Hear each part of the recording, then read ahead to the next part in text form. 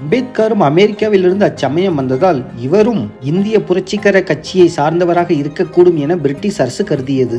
ஆதலால் பிரிட்டிஷ் உளவுத்துறை அதிகாரிகள் அம்பேத்கரின் உடைகள், காலணிகள் மற்றும் பிற பொருட்களை துருவி துருவி ஆய்வு செய்தனர். உண்மை என்னவென்றால் அம்பேத்கரின் பேராசிரியர் R.A. சேலிக்மேனுக்கு நியூயார்க்கில் இருந்தபோது நெருக்கமான நண்பராக இருந்த லாலா லஜபதி ராய் அம்பேத்கர் புரட்சிகர விடுதலை இயக்கத்தில் சேராவிட்டாலும் அரசியல் இயக்கத்தில் சேர வேண்டுமென வற்புறுத்தினார். ஆனால் அப்பெருந்தலைவரின் வேண்டுகோளை அம்பேத்கர் உறுதியுடன் மறுத்துவிட்டார். இதற்கு பல காரணங்களை கூறினார். நான் ஒரு மாணவன், படிப்பை முடிப்பதே எனக்கு முதன்மை.